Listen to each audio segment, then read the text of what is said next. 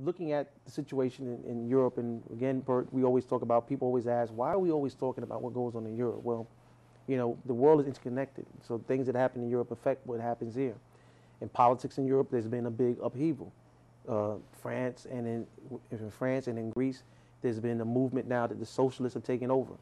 The whole philosophy about austerity, you know, the painful cuts to people's social programs, people said, well, we're not going to go for it any longer. What do you think about that? And do you think that that has a message for us in America? Of course it has a message in America, because there's the A word that these countries that just had an election, Greece and France, that's also kicked around here in a very serious manner. That word is austerity, where the debt and the deficits these countries have come into, the countries as part of the Eurozone, is similar to what's in the United States. The United States is just better off right now. Right.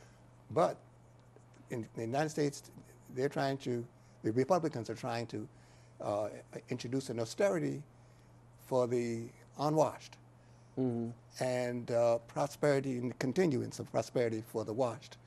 So the 1% or the 2% or even the 5% come off better off, but those who, the rest of us, are considered to have to undergo austerity measures, cut everything to the bone, cut everything drastically. All of these programs that people rely on, even the sick, the disabled, the poor, have to bear the brunt of this. Now, beyond that, economists say, a wide stream of economists say that austerity does not, it hurts the economy that's even in a bad economy that's in debt. You need to grow, and by having people employed, having the government getting involved in Right. projects that people can work, and that actually helps lift up the economy. And in France, the new president is Francois Hollande. He was a socialist, and what happened? The people rejected Sarkozy, Nicolas Sarkozy, because they considered him too right-wing, too much a part of following Merkel in Germany. She's the chancellor of Germany, with this austerity design for the people, and they rejected it.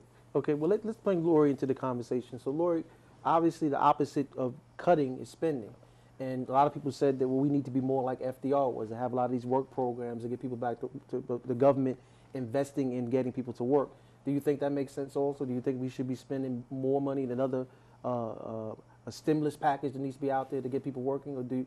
And what, again, is the message to President Obama and Democrats and Republicans about what's going on in Europe? Well, you have to first have the money to spend. Okay. And since that's a major problem and it has been for a while, then that's the major issue. And as Bert mentioned, austerity is basically trying to correct the deficit by cutting goods and services, by raising taxes, things that are very difficult for a lot of people who are already less fortunate to deal with, because some of the side effects is that obviously you're going to lose goods and services, but unemployment normally rises as a result of that, and people have less money. If you raise the taxes, they're coming home with less money, and they had little to begin with. So it's been a big problem. But the issue now is, when you look at what's going on in Europe, there's the alternative. The people who are saying no, austerity doesn't work, they're not coming up with, well, what does?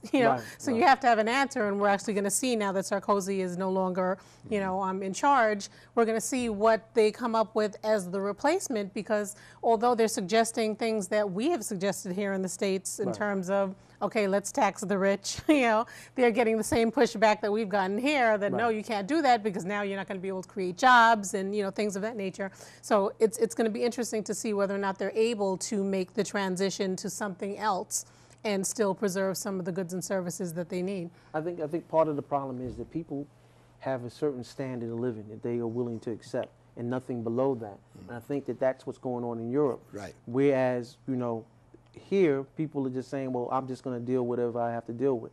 And I think that we need to come to some type of philosophy that we are not going to go below a certain level. We're not going to allow the government to hurt those poor. I mean, again, we talk about we are our brother's keepers, but have we really been looking after our brother?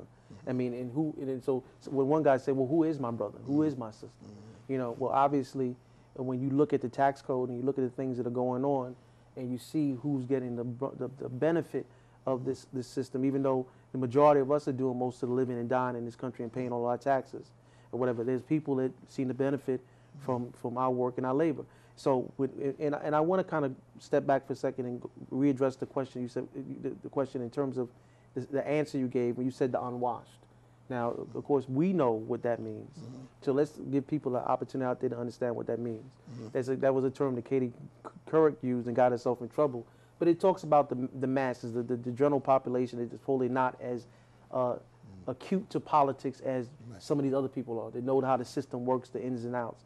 And so they just have a general philosophy about life and really don't care about those things. And Bert, that's one of the things that we talked about before, because these type of situations wouldn't occur if people were more educated about what's going on. And when you look at what's going on, for example, just talking about in New York, Charlie Rangel, he got redistricted. So his district is mostly now all Hispanic and less black people. So we're talking about looking at less representation for communities that need representation. Yeah, we come after the fact. He was redistricted, and in fact, the whole state was right, exactly. And every 10 years, there's a redistricting according to the census. They reevaluate what states should have more representation because people move in, right, and others states from which people moved out. Right. So the people who moved out get less representation. People who moved in, the population migrated to those states. So Rangel got, and there's a real problem in Harlem now. What are we gonna do? Now, because of he's been so durable, been there so long, he may for at least this next term be able to override that. But there is a problem with the so-called unwashed, those who are viewed by the washed as being unwashed, people who who are not aware of the environment, not aware of politics, not aware of what's going on, who are not at the table, and their voices are not there, are not there to be heard and be insisting on the needs, their own needs. They are left to the side, by the side of the road. They're kicked under the bus and rolled over. So yes, you're correct that about what happens to the people who are not there at the table. Yeah, but you know, part of the problem is we don't hold the rich accountable. I mean, for years we've been proposing, okay, we should be taxing the rich, and they've said, no, you can't do that because then you're gonna, we're not gonna be able to create jobs. But there's been enough time where we should be able to do some studies and see whether or not jobs have been created. The tax breaks and all the other things have not been taken away from them. Right. So we should be able to see some evidence that that is the case. That if you have these tax breaks, that if you're not taxed extra money than you have been in the past, that you are creating jobs. We should be able to see that, and if we don't, then that should no longer be an argument or a defense, because just as we haven't seen it work here, if that's now going to be proposed in France, as an alternative to austerity, they could actually look at us and say, well, it didn't work there. Right. We need to figure out something else. Look what a small group like the Tea Party has. People sort of cast their eyes again, they just short term, not going to. But they're beginning to have a big effect on a whole party, the Republican Party, drift them all the way to the right. And Richard Lugar, one of the most amenable Republican senators in Indiana, just lost his seat yesterday. And they have been determined that no compromise. If it's not my way, we're not going to work anything out. Everyone else, all the rest of us, are not at the table. They are there. Well, Grover Norquist, obviously. Yeah. If people know who Grover Norquist is, you remember the Norquist pledges that we're not going to raise taxes no matter what. And so you have to look. Yeah, but he has the majority of the Republicans to sign those pledges, and he holds them to it. Because there's political clout and there's political power behind that, because there's money behind it, because you have the Koch brothers and all these other secret PACs that are out there that are funding these people and funding people against them so that they lose their seats.